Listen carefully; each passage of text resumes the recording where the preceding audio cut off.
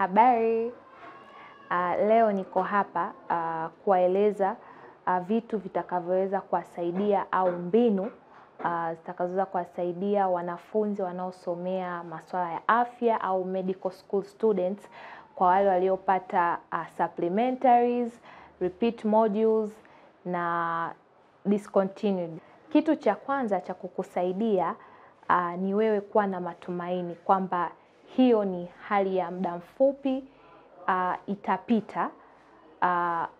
Kwa hiyo unatakiwa usijitenge na wala usione kwamba ni mwisho wa maisha. Kwani wewe sio wa kwanza kupata repeat module, discontinued au supplementary. Kwa hiyo unatakiwa uwe na matumaini kwamba hichi ni kipindi ambacho kuna wenzangu kama mimi washai kupitia.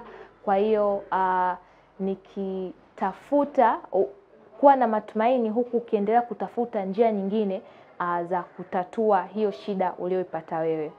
Kwani kutokuwa na matumaini itakuongezea wewe kuendelea kuwa na msongo wa mawazo zaidi, na mwisho wa siku kupelekea kushindwa kabisa katika hiyo safari yako ya masomo. Hivyo kitu cha kwanza ni kuwa na matumaini kwamba kuna wenzangu walishai kupitia hali kama hiyo, na mimi nitaweza kupitia katika hali kama hiyo, kwani hali kama hizo huwa hazidumu, ni za muda mfupi tu.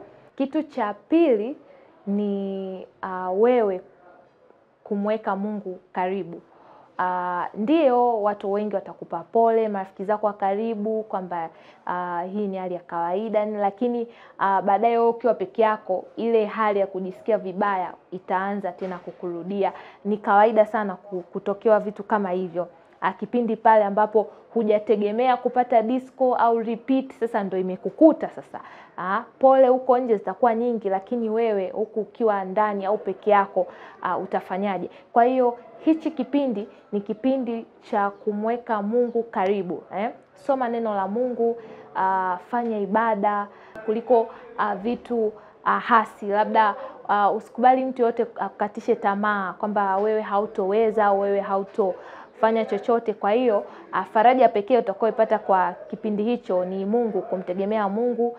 Kama ulikuwa huombi, sasa ndo mwanzo wa kuanza kuomba. Kama ulikuwa hufanyi ibada, sasa ndo mwanzo wa kufanya kipindi hicho, kwani ukiwa karibu na Mungu kuna amani fulani utaanza kuisikia moyoni, na pia itakurahisishia wewe kupata ujasiri na matumaini zaidi kuendelea katika hiyo safari yako ya masomo. Na kitu cha tatu na cha mwisho ni wewe kutafakari au kujiassess, jifanyie reassessment kwamba vitu gani vilipelekea wewe kuto kufanya vizuri au kuto kushindwa au kuto kufeli. Kumbuka katika kipindi hiki hutakiwi kuweka kutupia lawama. Labda alikuwa ni mwalimu yule wa pediatric ndo alinifanyia hivi, au ni pharmacology au ile pathology yule nisingekutana na yule doctor labda nisingefeli. Hapana. Katika kipindi hicho unatakiwa ujifanyie reassessment, kwa sababu hakuna kitu kisichokuwa kina sababu. Jifanyie assessment. Je, nilikuwa nasoma kwa usahihi? Natumia material sahihi? Nilikuwa nafanya group discussion kwa usahihi? Kundi langu, watu waliokuzunguka, je, watu waliokuzunguka walikuwa wanakusaidia wewe kufanya vizuri katika masomo yako, au ndo wale marafiki ambao wako wanakupeleka katika njia isiyo sahihi? Kwa huu ni muda kujifanyia reassessment. Jikague, nilikosea wapi? Au kama ni imetokana na njia nyingine, hebu angalia